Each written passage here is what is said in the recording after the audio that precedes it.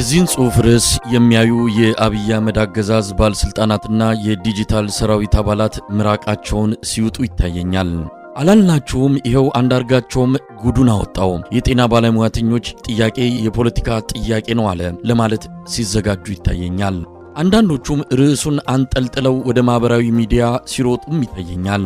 በቅድሚያ እነዚህን ሰዎች ተረጋጉ፣ የሚከተለውን በጥሞና አንብቡ ማለትን ይሻለው።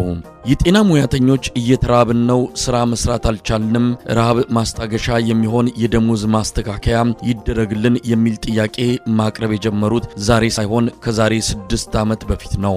በዛን ወቅት እነዚህን የጤና ባለሙያተኞች የደሞዝ ጭማሪ ጥያቄ አቅርቡ እያለ ሲጎተጉታቸው የነበረ ተቃዋሚ እንዳልነበረ ግልጽ ነው። በዛን ወቅት ሌላው ቀርቶ የአብይ አህመድ አገዛዝና የህወሓት ጠብ ገና አልተጠነሰሰም ነበር። ሐኪሞቹ ጥያቄ ያቀረቡለት የአገሪቱ የፖለቲካ ሰዎችና እኔንም ጨምሮ የፖለቲካ ድርጅቶች አብይን አሻጋሪ ሙሴ የምንልበት የኢትዮጵያ እናቶችና አባቶች አብይ ክፉ እንዳይነካው ምስሉን በቴሌቪዥን ሲያዩ ምራቃቸውን እንትፍትፍ የሚሉበትና የሚጸልዩበት ጊዜ ነበረ። ሰፊው የኢትዮጵያ ሕዝብም ኢትዮጵያ አምላኳ ጥሎ አይጥላትም፣ የተጠማችውን የሰላም የፍቅርና የይቅርታ ጥም የሚያረካ ልጅ ፈጣሪ ላከላት የሚልበት አብይም በይቅርታ እንሻገር በፍቅር እንደመር የሚል ድግምቱን የሚደግምበት ወቅት ነበረ። አብይ አህመድ ሸሚዙን ጠቅልሎ በአደባባይ ሙስናን እዋጋለሁ፣ በየመንግስት መስሪያ ቤቱ የሚደረገውን ስብሰባና ለስብሰባ ተብሎ የሚወጣውን የውሎ አበል የአዳራሽና የመጓጓዣ ወጪ አስቀራለሁ የሚልበት ወቅት ነበረ።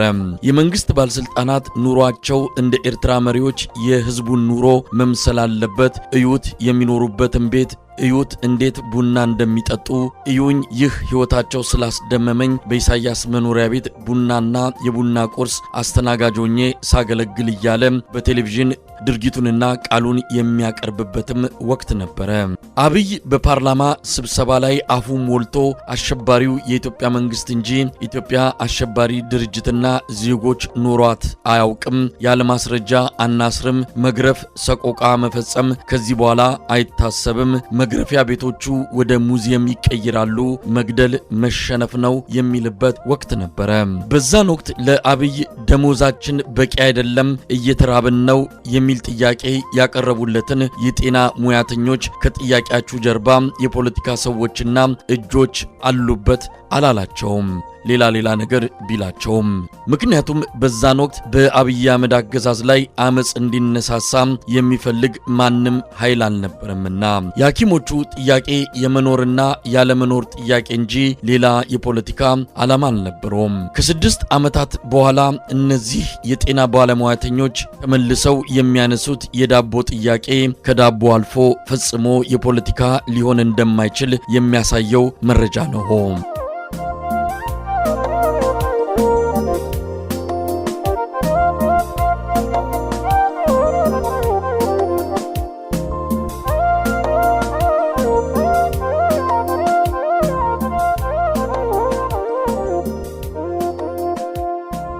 በ6 ዓመት ውስጥ የአንድ ዳቦ ዋጋ ምን ያህል ጨመረ?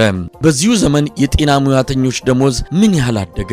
የሚሉትን ጥያቄዎች በማንሳትና ለጥያቄዎችም በሚሰጠው ምላሽ ውስጥ መረጃ ያለው የዛሬ 6 ዓመት በአዲስ አበባ ከተማ 100 ግራም ዳቦ በ2 ብር ይሸጥ ነበረ። በዛን ወቅት ራበን የደሞዝ ማሻሻያ ይደረግልን ብለው የጠየቁ የጤና ባለሙያተኞች በ6 ዓመት ውስጥ በደሞዛቸው ላይ የአንድም ሳንቲም ጭማሪ አልተደረገላቸውም። ባለፉት 6 ዓመታት ውስጥ የዳቦ ዋጋ ግን በ7 እጥፍ ጨምሮ 14 ብር ሆኗል። ከዛም ሳይበልጥም አይቀርም። ጤፉም፣ ሽሮውም፣ የቤት ኪራዩም፣ ውሃውም፣ መብራቱም፣ የመጓጓዣ ክፍያው ሌላውም ከዳቦው ባልተናነሰ ዋጋ ጭማሪ አሳይቷል። ይህ ሀቅ የሚጠቁመው የዛሬ 6 ዓመት ያለምንም የፖለቲካ ድርጅት ወይም ግለሰብ ጎትጓችነት የደሞዝ ጥያቄ ያቀረቡ ሰራተኞች ዛሬ ከቀደመው ዘመን የባሰ 7 እጥፍ ረሃብ ውስጥ መገኘታቸው ነው። በመሆኑም እነዚህ ሰራተኞች ዛሬ የደሞዝ ጭማሪ ለመጠየቅ የነጻነትና እኩልነትን የእናትን የኢሃፓን ወይም የኦፌኮን ወይም ሌሎችም መተንፈስ የተሳናቸውን ተቃዋሚ ፓርቲዎች ወይም የፋኖን ወይም የኦላን የኦብነግን የህዋትን ወይም የኢሳያስን የአልቡርሃንን የሐሰን ሼክ መሐመድን የኢስማኤል ዑመር ጉሌህን ወይም የአልሲሲን ጉትጎታ ያስፈልጋቸዋል ወይ ብሎ መጠየቅ ተገቢ ነው። መልሱ አያስፈልጋቸውም፣ የኑሮ ስቃቸው በራሱ በቂ ነውና። ይህ እውነታ አገዛዙ የሐኪሞቹን ጥያቄዎች ፖለቲካዊ ለማድረግ የሚያደርገው ጥረት አሳፋሪ መሆኑን ያሳየናል። የጤና ሙያተኞች የዛሬ 6 ዓመት ተርበናል ብለው ጥያቄ ካቀረቡ አሁን ባለው እጅግ አስከፊ የኑሮ ውድነት ለአብይ አህመድ አገዛዝ የሚያስተላልፉት መልእክት ተርበናል ስንልህ አልሰማህም እና ልንበላህ ነው የሚል ቢሆን እንኳን አላሉም እንጂ የሚያስገርም አይሆንም ነበረ። ሐኪሞቹ ግን ሕግን፣ ሰላማዊነትንና ጨዋነትን መሰረታቸው አድርገው አገዛዙን በቃን፣ ከዚህ በላይ መሄድ አልቻልንም፣ የዛሬ 6 ዓመት ለጠየቅን ጥያቄ መልስ ስጠን ነው ያሉት። መንግስት ይቀየር፣ አብይ ከስልጣን ይውረድ አላሉም። ጦርነትን እያካሄድክ የምታቆስለውን ህዝብና ዳ ወታደር በባዶ ሆዳችን ማከም አቅቶናልና የሥራ ጫና እንዲቀንስልን ጦርነት አቁም አላሉትም። በየእስር ቤቱ ሰቆቃ እየፈጸምክባቸው ወደኛ እየላክ ስቃያቸውን እያየን እንድንሰቃይ ያለችንንም የተጨናነቀች የሥራ ጊዜ ለሌሎች በሽተኞች እንዳናውል አታድርገንም አላሉትም። ሆስፒታሎችና ክሊኒኮችን በድሮንና በከባድ መሳሪያ አትደብድብ፣ የሥራ ባልደረቦቻችንንም አትግደል አላሉትም። የሕክምና መሳሪያና የመድኃኒት እጥረት ያስከተለውን ስራችንን በተገቢ ደረጃ እንዳንሰራ ያደረገውን ህዝባችንን ለስቃይ እየዳረገ ያለውን ችግር ለማቃለል በ300 ሚሊዮን ብር የልጆቻቸውን ሰርግ የሚደግሱ ለአንድ ሰርግ 25 ሰንጋ በሬ የሚያርዱትን የባለስልጣናቶችህን የህዝብ ሀብት ዘረፋ ወንጀል አስቁምልንም ብለውት አልተነሱም። ሌሎችም ብዙ ሊባሉ የሚችሉ ነገሮች እንዳሉ ባይጠፋቸውም ሌላ ያነሱበት ጉዳይ የለም። ጥያቄያቸው የፖለቲካ ስላልሆነ ራበን ዳቦ መግዣው ላይ ትንሽ ፍራንካ ጣል አድርግልን የሚል ልመና ነው የያዙት። የጤና ባለሙያተኞች እንደ ማንኛውም ዜጋ የፖለቲካ ጥያቄ የማንሳት መብት ያላቸው ቢሆንም ይህን መብት እርግፍ አድርገው ትተው ጥያቄያችን የፖለቲካ አይደለም ብለው በአደባባይ አውጀው ነው ጥያቄያቸውን ያቀረቡት። በዚህ ደረጃ የዜግነት መብታቸውን እንዳይጠቀሙ አድርጎ ጥያቄያችን የፖለቲካ አይደለም እንዲሉ በፍርሃት ቆፈን ውስጥ የጨመራቸው አረመኔ አገዛዝ ማፈር ሲገባው ጭራሹኑ አይን አውጥቶ ጥያቄያችሁ ፖለቲካዊ ነው፣ ከጀርባው የፖለቲካ ድርጅቶችና ሰዎች አሉበት ሲል ሀፍረት አይሰማውም። እንደ ኢዜማ አይነቶች የፖለቲካ ድርጅቶች ደጋፊዎቹና የሚዲያ ሰራዊቶችም አይን ቀቅለው የበሉ ሀፍረተ ቢሶች ስለሆኑ ይህን ያገዛዙን ክስ እንደ በቀቀን ሲያስተጋቡት አያፍሩም።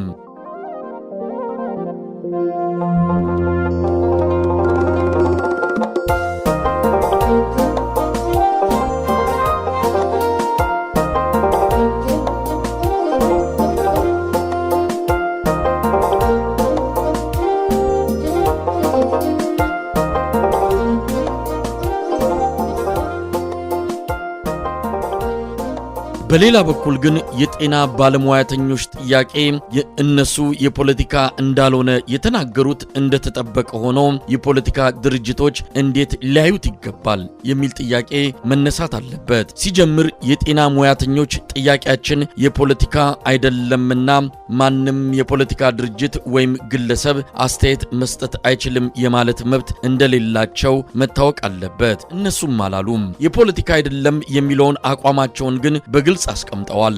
ሐኪሞቹ የሚኖሩበትን ሀገራዊ ሁኔታና የአገዛዙን ባህሪ የሚረዳ ማንም የፖለቲካና የፖለቲካ ያልሆነ ሰው አይፈርድባቸውም።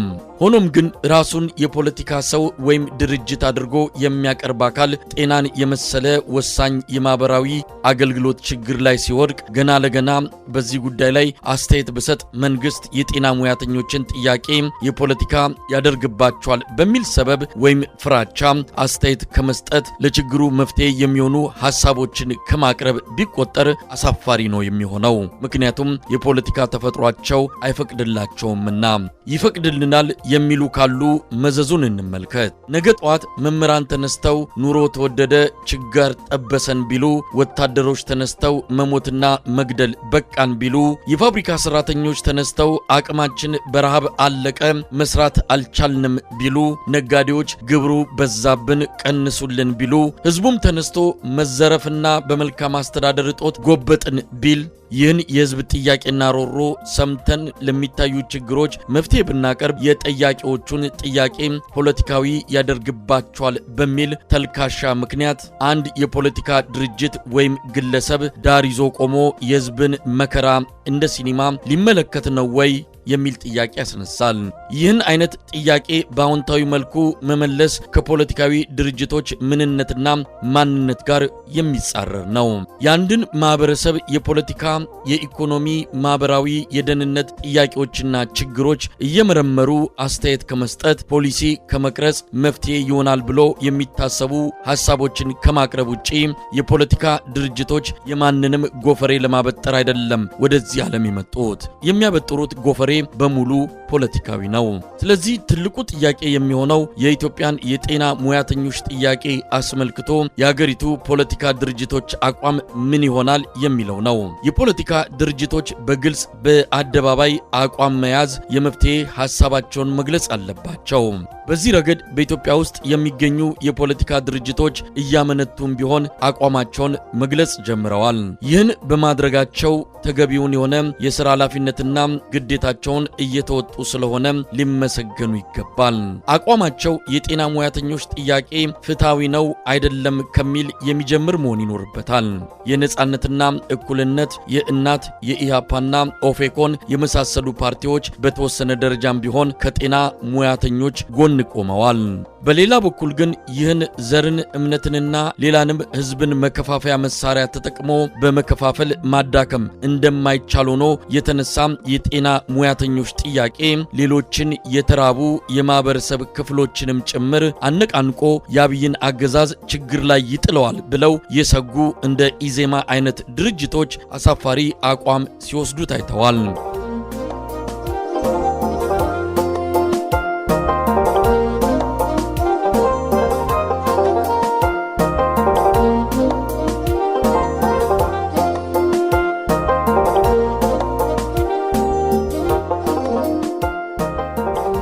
በብልጽግና ቋንቋ የጤና ሙያተኞችን ፍትሃዊ ጥያቄ የሌሎች የፖለቲካ ድርጅቶች ሴራ አድርገው ሲያወግዙት ተስተውሏል። ብልጽግና ከተንኮታኮተ እንደ ኢዜማና እንደ አብን ያሉ ድርጅቶች እንኳን እንደ ፖለቲካ ድርጅት መትረፍ ሳይሆን መሪዎቻቸው በሰላም የሚኖሩበት ሁኔታ በኢትዮጵያ ውስጥ ሊኖር እንደማይችል ያውቁታል። ስለሆነም እነዚህ ድርጅቶች እንደ ብልጽግና ፓርቲ የተሸበረ መግለጫ ቢያወጡ አይገርምም፣ ውሻ በበላበት ይጮሃልና። ለገዢ ፓርቲው በወዶ ገብ ግርድና ከገቡት እንደ ኢዜማና አብን የመሳሰሉ ድርጅቶች ውጪ ያሉ የፖለቲካ ድርጅቶች የጤና ባለሙያተኞችን ጥያቄ በማጤን በጊዜያዊነት መፍትሄ እንዴት ሊያገኝ እንደሚችል፣ ወደፊት በቋሚነት እንዴት ይቃለላል የሚሉ ነጥቦችን ያካተተ መግለጫዎችን መስጠት ይጠበቅባቸዋል።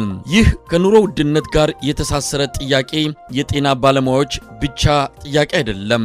የመምህራኑ፣ የፋብሪካ ሰራተኛው፣ የመንግስት ሰራተኛው፣ የወታደሩ፣ የፖሊሱ፣ የዝቅተኛ ነጋዴ፣ የሌሎችም የኑሮ ውድነት የደቆሳቸው የማህበረሰብ ክፍሎች ጥያቄ መሆኑን ላገዛዙ ማስገንዘብ ይኖርባቸዋል። ኑሮ ውድነት ለሚያሰቃያቸው ወገኖች በሙሉ የጤና ሙያተኞች ወንድሞቻችሁንና እህቶቻችሁን አግዙ፣ ድምፅ ሁኗቸው የሚል ጥሪ የማቅረብ መብት አላቸው። ግዴታም እንደዚሁ። ኢኮኖሚውን በደንብ ተንትነው የህዝቡን የኑሮ ውድነት ለማቃለል መንግስት ገንዘብ ከየት ማግኘት እንደሚችል በመረጃ ላይ የተመሰረተ አማራጭ ሐሳብ ማቅረብ አለባቸው። ተቋሚዎች ስልጣን ቢይዙ ይህን ሉጋሙ የተበጠሰውን የኑሮ ውድነት እንዴት ሊያስቆሙት እንደሚችሉ ፖሊሲያቸውን ለህዝብ ማጋራት አለባቸው። እንዲህ አይነቱን አቋም መውሰድ ህጋዊና ሰላማዊ ትግል ለሚያደርጉ ድርጅቶች ብቻ የተሰጠ መብትና ግዴታ አይደለም። የፖለቲካ ግብ አለን ብለው የሚያስቡ የትኞቹም በአመጽ አገዛዙን የሚገዳደሩ ድርጅቶችም መብት ነው። እንዲህ አይነት ትልቅ ሀገራዊ ጉዳይ በሚነሳበት ወቅት ጉዳዩን እንዴት እንደሚያዩት በአደባባይ መናገር አለባቸው።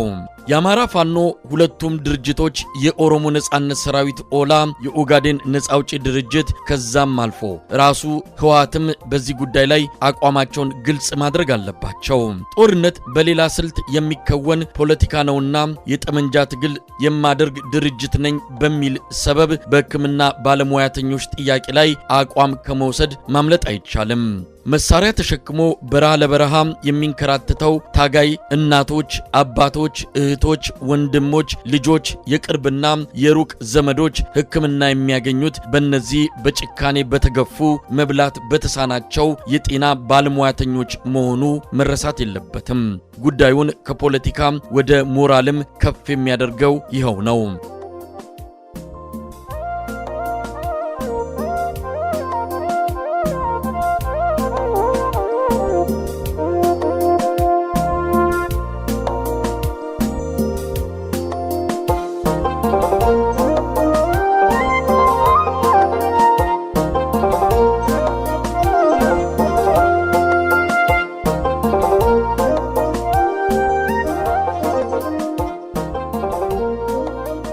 የጤና ባለሙያተኞች ጥያቄያችን የፖለቲካ አይደለም ብለዋል። እኔም እንዳልሆነ የዛሬ 6 ዓመት ጥያቄውን አብይ ክንፍ የቀረው መልአክ ሆኖ በሚታይበት ወቅት የቀረበ መሆኑን በማሳየት አረጋግጫለሁ።